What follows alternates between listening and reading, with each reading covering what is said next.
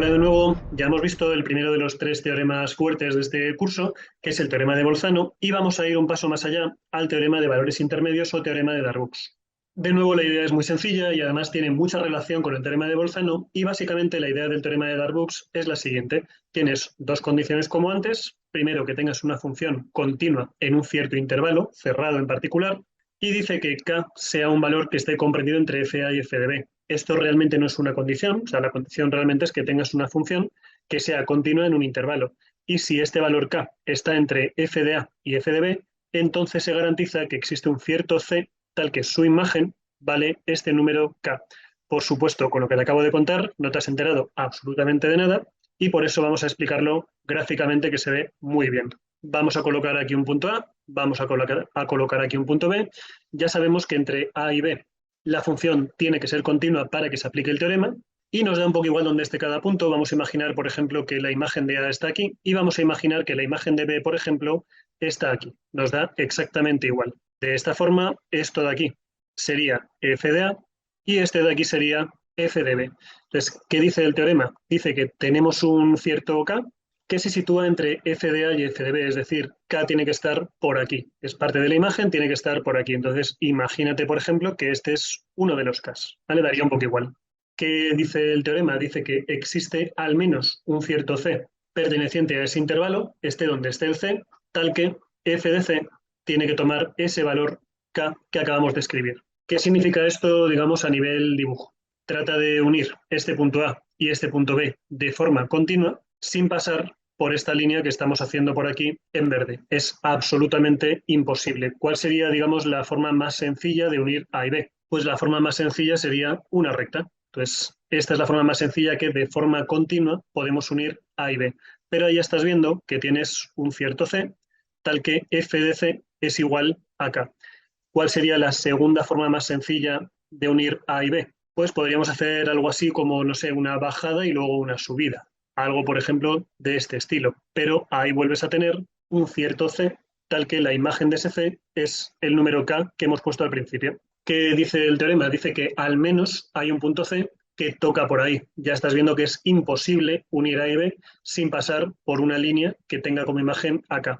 Pero claro, yo podría también hacer algo así y algo así. ¿Qué pasaría entonces? Que tendríamos un C1, tendríamos un C2 y tendríamos un C3, es decir, puede haber varios Cs que cumplan este teorema. Claro, una cuestión aquí importante antes de pasar a ver los ejemplos es que el teorema de Bolzano realmente es parte de este teorema. Para ello no tienes más que quitar el eje de aquí, a ver qué tal nos queda así, y colocarlo exactamente donde está la K. Entonces, un caso particular del teorema de Darboux es el teorema de Bolzano. ¿Por qué? Lo que dice Bolzano es que tenemos un punto A y un punto B, tal que los signos son distintos, y si eso ocurre, pasamos por el centro.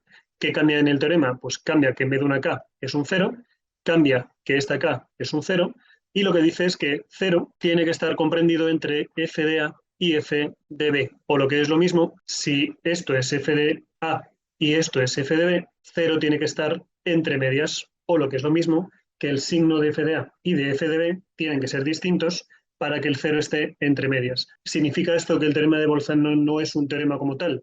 Es un teorema, pero realmente se llama corolario. Corolario porque sale de este otro teorema más general. Con esto vamos a pasar ya a hacer un par de ejemplos. En este vídeo los hacemos todos seguidos. Y empezamos igual que antes con el primero, que es un ejemplo muy sencillo. Tenemos una cierta función, que es una parábola, y te pide demostrar que toma el valor 4 en algún punto del intervalo 0,3. La forma 1, pues un chaval de segundo de la ESO que más o menos entiende un poco las ecuaciones, sabe que lo que tenemos que buscar es algún punto que cumpla esta ecuación, que esta función tome el valor 4 en algún punto. Claro, esta ecuación es equivalente a x cuadrado igual a 1, que es equivalente a x igual a más menos la raíz de 1, que es más menos 1.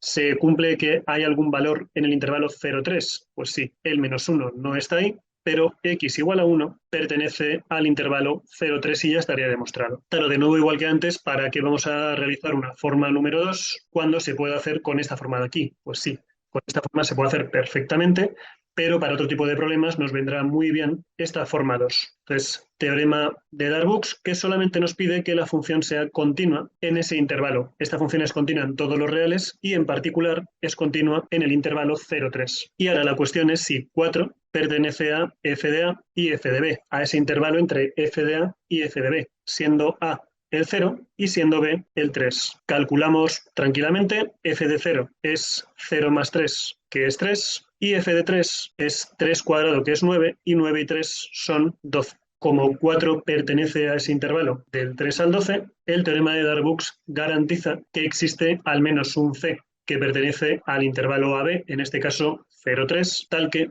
f de C es igual al 4 que buscábamos antes. Como decíamos previamente, el problema de Darboux es que primero no nos dice cuántas veces va a ocurrir esto, al menos hay una vez, y el segundo problema es que tampoco nos dice cuánto vale esta C. Con este método de las ecuaciones se podría ver sin ningún tipo de problemas, con este método no, pero claro, esto no está pensado para problemas tan sencillos, sino para problemas como este. Demuestra que esta función x cuadrada por el seno de x toma el valor 2 en algún momento en el intervalo de 0 a pi medios.